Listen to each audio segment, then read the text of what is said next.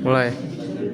Assalamualaikum warahmatullahi wabarakatuh. Perkenalkan, nama saya Ivan Firdaus dari kelas 10 TK 3. Di sini saya akan mempresentasikan tugas PKN yang dipelajari dari kelas 10. Sistem hukum dan peradilan. Pengertian sistem dan hukum. Sistem berasal dari bahasa Yunani atau sistema, yang dapat diartikan sebagai proses atau alur yang menghubungkan antara satu bagian dengan bagian lain. Hukum adalah suatu atau tatanan teratur dari aturan-aturan hidup. Pengertian sistem hukum. Sistem hukum adalah kesatuan utuh dari tatanan yang terdiri dari bagian-bagian atau unsur-unsur yang satu sama lain berhubungan dan berkaitan secara erat untuk mencapai suatu tujuan. Pembagian hukum itu sendiri digolongkan dalam beberapa jenis berdasarkan wujudnya. Hukum tertulis, yaitu hukum yang dapat kita temui dalam bentuk tulisan dan tercantumkan dalam berbagai peraturan negara, sifatnya kaku, tegas, lebih menjamin kepastian hukum, sanksi pasti karena jelas tertulis. Contoh UUD, UU, dan Perda. Hukum tidak tertulis yaitu hukum yang masih hidup dan tumbuh dalam keyakinan masyarakat tertentu atau hukum adat. Alam praktik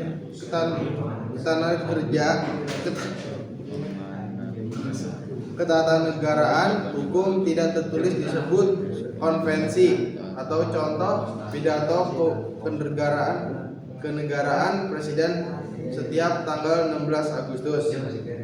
Berdasarkan ruang atau wilayah berlakunya hukum lokal, yaitu hukum yang hanya berlaku di daerah tertentu saja, atau hukum adat Manggarai, Flores, hukum adat ND, Riau, Flores, Batak, Jawa, Minangkabau, dan sebagainya.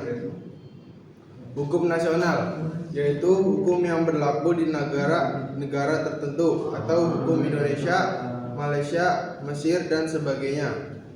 Hukum internasional, yaitu hukum yang mengatur hubungan antara dua negara atau lebih, atau hukum perang, hukum perdata internasional, dan sebagainya. Berdasarkan waktu yang diaturnya, hukum yang berlaku saat ini ius constitutum disebut juga hukum positif. Hukum yang berlaku pada waktu yang akan datang atau ius constitutum, dan hukum asasi atau hukum alam.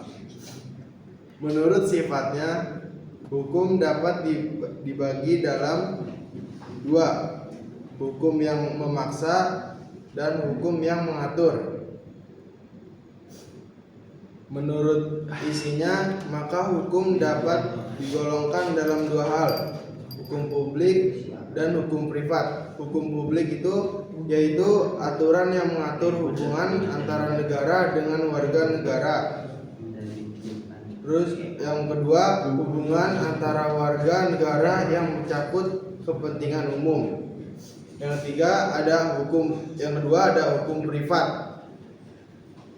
Adalah keseluruhan hukum yang mengatur hubungan antar warga negara yang mencakup kepentingan pribadi atau perseorangan. Jadi kepentingan yang diatur adalah masalah pribadi. Kemudian ada hukum tata usaha negara, mengatur cara kerja dari alat-alat negara dalam menjalankan tugasnya. Yang kedua ada hukum pidana, aturan hukum yang mengatur perbuatan apa yang boleh dan tidak boleh beserta sanksi atau hukuman bagi pelanggar. Buku yang mengatur hukum pidana disebut KUHP. Isinya berupa aturan dan sanksi bagi pelanggarnya. Oleh sebab itu disebut juga hukum material. Ada lagi hukum acara.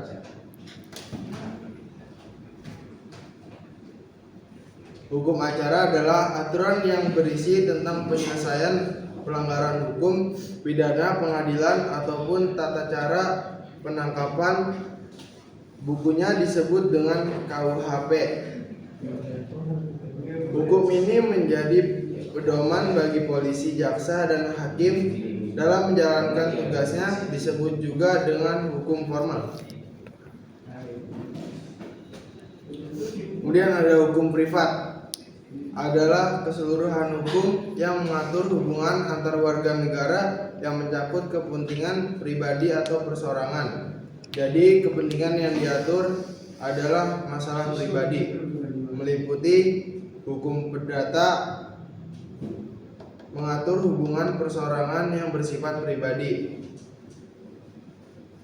Kemudian ada hukum dagang, mengatur hubungan yang terkait dengan perdagangan. Yang terakhir ada hukum adat, mengatur hubungan hukum yang menyangkut persoalan adat istiadat. Peradilan nasional, peradilan tingkat pusat. Ada dua badan peradilan tertinggi di Indonesia, yaitu Mahkamah Agung dan Mahkamah Konstitusi. Mahkamah Agung merupakan badan peradilan tertinggi di Indonesia dengan tugas dan wewenang dan menyelesaikan perkara pidana di tingkat kasasi. Terakhir ada menguji semua peraturan yang lebih rendah dari UU apakah bertentangan atau tidak dengan peraturan yang lebih tinggi. Mahkamah Konstitusi merupakan badan peradilan khusus yang bertugas menguji peraturan dari UU ke atas apakah bertentangan atau tidak dengan UU NRI tahun 1945. Peradilan tingkat umum, pengadilan negeri PN merupakan badan pengadilan terendah berada di setiap kabupaten atau kota di seluruh Indonesia. Seorang terdakwa akan diadili di kabupaten di mana dia melakukan tindak kejahatan. Dia diadili di PN setempat. Bagi terdakwa yang terima dengan vonis hakim di tingkat PN dapat mengajukan banding ke peradilan tinggi di tingkat provinsi. Peristiwa ini dikenal dengan naik banding. Sekian dari saya, kurang lebih mohon maaf. Wassalamualaikum warahmatullahi wabarakatuh.